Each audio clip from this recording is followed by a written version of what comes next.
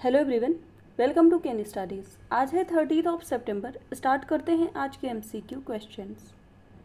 आज का first question है, what is the new award instituted to honour scientist in India. आपसे पूछा जा रहा है, भारत में वैज्ञानिकों को सम्मानित करने के लिए कौन सा नया पुरस्कार स्थापित किया गया है। आपके ऑप्शंस हैं पीएम विज्ञान पुरस्कार, राष्ट्रीय विज्ञान पुरस्कार, भारत विज्ञान पुरस्कार या फिर दीनदयाल उपाध्याय विज्ञान पुरस्कार। और इस क्वेश्चन में आपका करेक्ट ऑप्शन हो जाएगा ऑप्शन बी। जो नया पुरस्कार स्थापित किया गया है वैज्ञानिकों के लिए उसका नाम है राष्ट्रीय विज्ञान पुरस्कार। तो यहाँ आप लोग देख सकते हैं, the Indian government has announced the establishment of Rashtriya Vigyan Puraskar, a series of awards to honour scientist in India, and these awards will be presented under the 4 categories, जिनमें शामिल हैं Vigyan Ratna for life time achievement, Vigyan Shri for distinguished contributions, Vigyan Yuva Shanti Swarup Bhatnagar to encourage young scientist, and Vigyan team for recognises teams of scientist. The awards will commence in 2024 and will cover 13 domains ranging from physics to environmental science। तो नया जो वैज्ञानिकों के लिए पुरस्कार स्थापित किया गया है उसका नाम है राष्ट्रीय विज्ञान पुरस्कार। बढ़ते हैं नेक्स्ट क्वेश्चन की ओर। Which of the following Institute of India ranked at top in the World University Ranking 2024 announced by the Times Higher Education। आपसे पूछा जा रहा है, टाइम्स हायर एजुकेशन द्वारा घोषित विश्वविद्यालय रैंकिंग 2024 में भारत का कौन सा संस्थान शीर्ष स्थान पर है। आपके ऑप्शंस हैं Indian Institute of Science Bengaluru, IIT Bombay, IIT Delhi या फिर आईआईटी मद्रास। और इस क्वेश्चन में आपका करेक्ट ऑप्शन हो जाएगा ऑप्शन ए। आईआईएससी जो बेंगलुरु है उसको टॉप रैंकिंग दी गई है।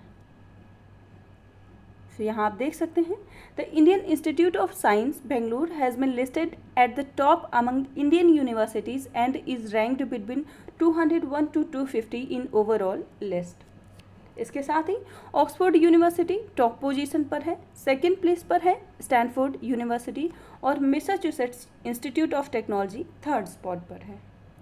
2024 की रैंकिंग्स की बात करें तो in the 2024 rankings list of universities, India is now at the 4th position of the most represented nations after moving up from the 6th spot।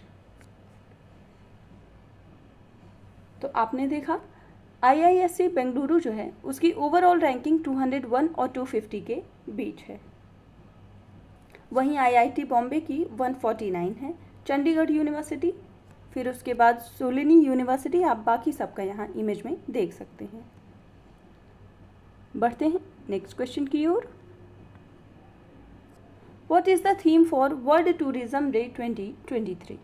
आपसे पूछा जा रहा है, विश्व पर्यटन दिवस 2023 का विषय क्या है। आपके ऑप्शंस हैं tourism and green investment, sustainable tourism, tourism for inclusive growth या फिर नन ऑफ दीज। और इस क्वेश्चन में आपका करेक्ट ऑप्शन हो जाएगा ऑप्शन ए। इस वर्ष विश्व पर्यटन दिवस का जो थीम है वो है tourism and green investment.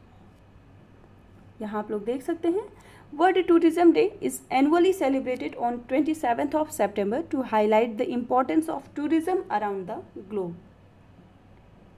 And since 1980, the United Nations World Tourism Organization has celebrated World Tourism Day as international observances on 27 September।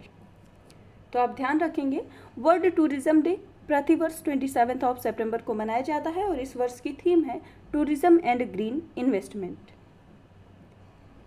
बढ़ते हैं नेक्स्ट क्वेश्चन की ओर।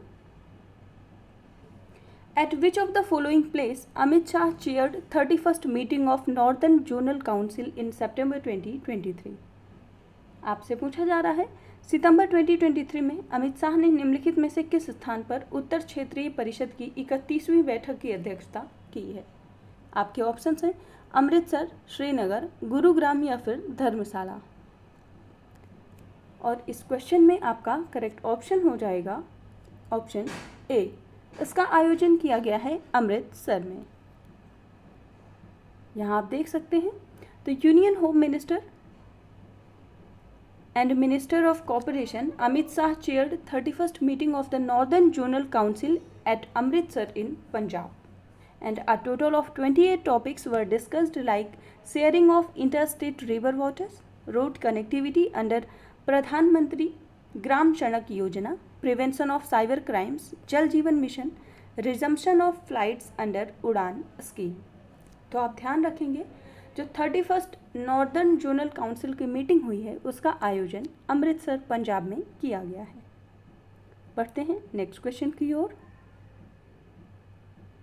India has recently suspended visa services in which country until further notice.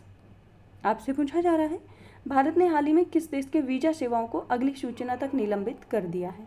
आपके options हैं Afghanistan, Sri Lanka, Israel या Canada. और इस question में आपका करेक्ट ऑप्शन हो जाएगा ऑप्शन सी, ये वीज़ा सर्विस निलंबित की गई है कनाडा के लिए। सो amid ongoing diplomatic tensions between India and Canada, India has suspended its visa services in Canada till further notice. Earlier, India issued an advisory to Indian nationals in Canada, including students, to exercise utmost caution while traveling in the country. बढ़ते हैं next question की ओर। Which city hosted the Sustainable Development Goals Summit in September 2023? आपसे पूछा जा रहा है, सितंबर 2023 में किस शहर ने सतत विकास लक्ष्य शिखर सम्मेलन की मेजबानी की है। आपके ऑप्शंस हैं न्यू दिल्ली, न्यूयॉर्क, पेरिस या फिर Nairobi.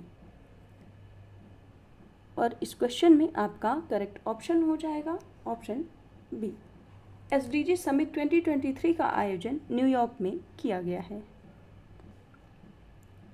So leaders were gathered at the United Nations hosted high-level Sustainable Development Goals Summit in New York and endorsed a resolute political declaration. This declaration outlines their shared commitment to creating a sustainable and inclusive world by 2030. तो आप ध्यान रखेंगे, इस वर्ष SDG या sustainable development goals की जो summit हुई है वो 2 दिवसीय रही है और उसका आयोजन न्यूयॉर्क में किया गया है। सो आज के करंट अफेयर सेशन में इतना ही। Do like, share and subscribe. Thank you.